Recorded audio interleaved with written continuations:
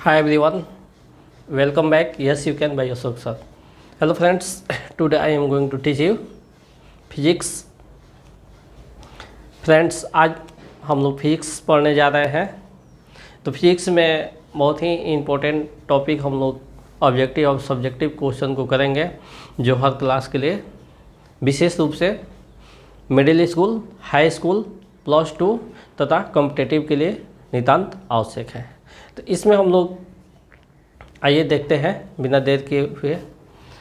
First question हमारा है, धारा मापने के यंत्र को कहते हैं क्या? धारा मापने को यानी जो करंट फ्लो होता है वायर में, तार में जो करंट फ्लो होता है तो वो कितना हो रहा है उसके मापने वाले यंत्र को हम लोग क्या कहते हैं? Volt meter. वोल्ट मीटर यानी कितना वोल्टेज उसमें फ्लो हो रहा है। इसके बाद है फ्यूज का व्यवहार किया जाता है। आपके घरों में या हर जगह फ्यूज लगाया जाता है।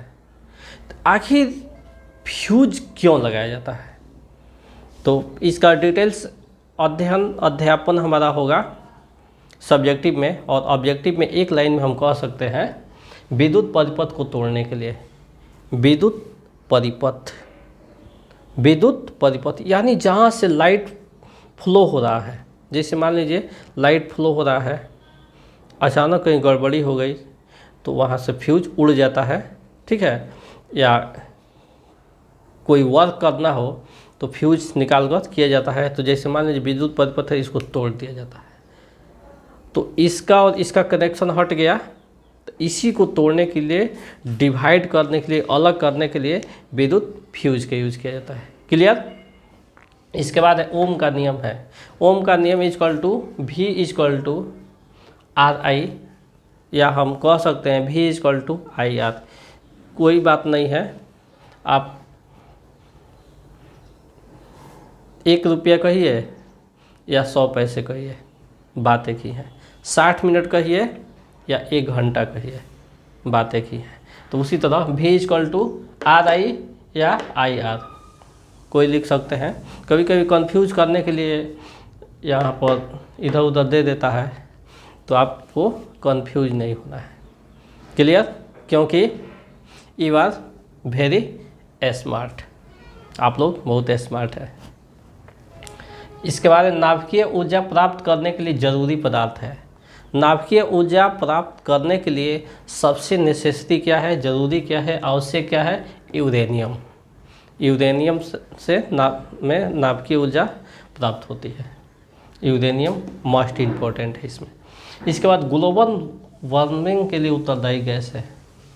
ग्लोबल वार्मिंग, जो अम्ल वृष्टि आजकल हो रही है, प्रदूषण दिन पर दिन बढ़ता जा रहा है, वायुमंडल में हीट बढ़ती जा रही है, तो इसके लिए कौन उत्तरदायी है?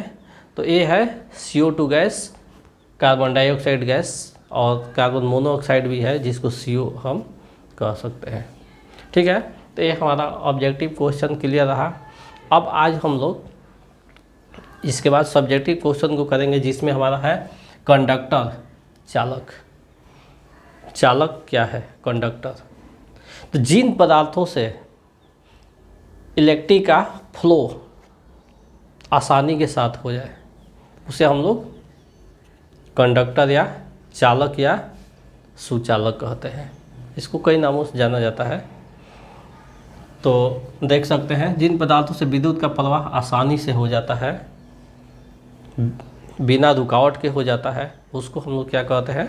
चालक, सुचालक या कंडक्टर। जैसे सोना, चांदी, तांबा, एल्युमिनियम, लोहा,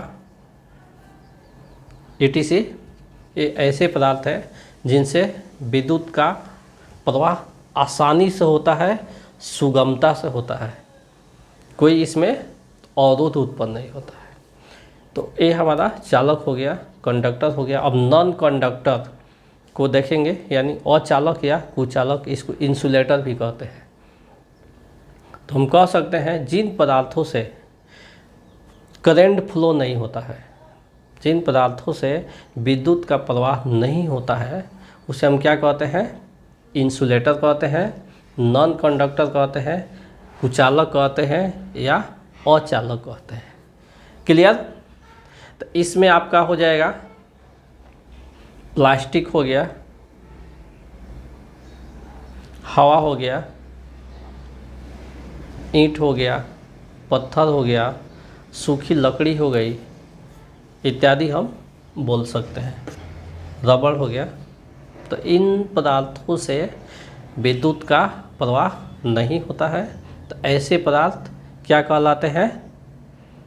नॉन कंडक्टर, इंसुलेटर या अचालक, कुचालक, ऐसे पदार्थ को हम कह सकते हैं।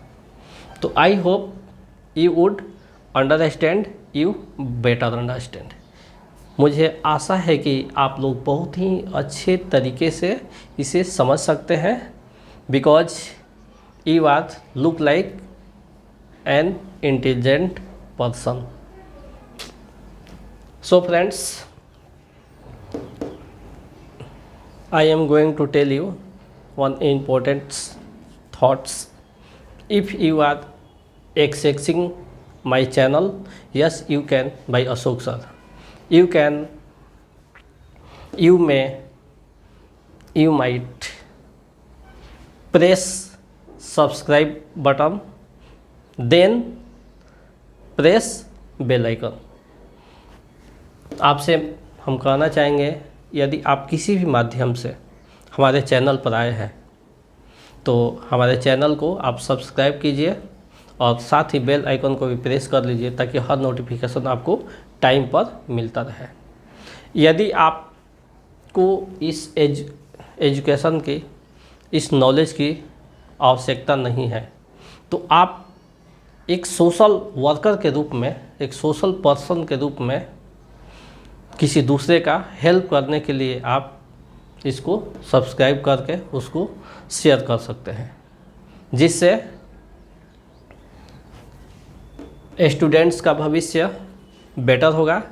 और जब स्टूडेंट का भविष्य बेटर होगा तो नॉलेजेबल एजुकेटेड पर्सन होंगे।